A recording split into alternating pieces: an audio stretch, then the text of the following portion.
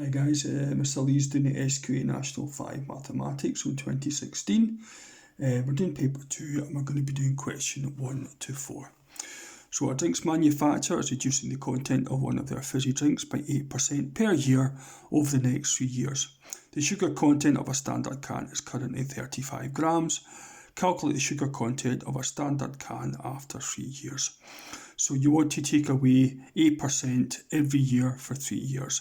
How do you take away 8%? Think of 100, take away 8, that gives you 92. So 100% take away 8% is 92%. What's that as a decimal? 0.92.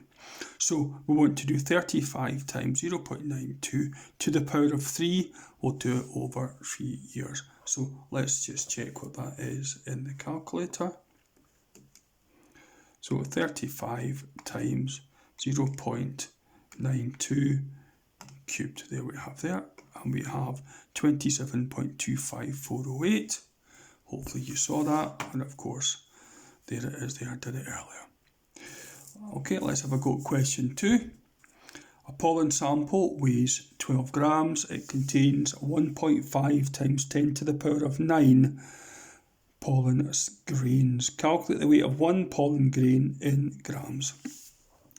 So we want to do 12 grams and divide it by how many pollen grains are in it. So we have a sum there to do. So let's get the calculator going again. So we have to do 12 divided by 1.5 times 10 to the power of 9. Close the bracket. And what you get there is 0.0000008. There it is there. So that's that written down there. They want it in scientific notation or standard form if you're in a maths class. So that is written as 8.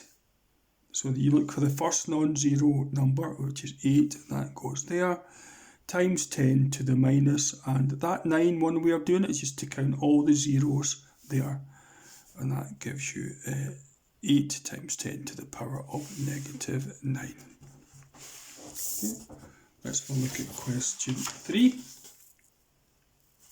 Set it off, yeah, that seems to be okay. The diagram shows a parallelogram ABCD. AB represents U and BC is represented by V. Express how you get from B to D using those two vectors. So how would you get from B to D? You go from B to C and then you go from C to D. B to C is easy enough. It's going along vector U, and then you go from C to D. Now that is the opposite direction to vector U.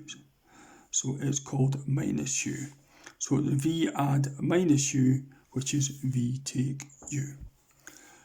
Okay, and question 4, we have to factorise fully 3x squared take 48. So we can factorise it, take out 3 as a common factor, which is 3 times x squared take 16.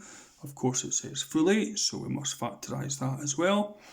That's called the difference of squares. X squared take 16 is x take 4 times x plus 4, and that's that factorised fully.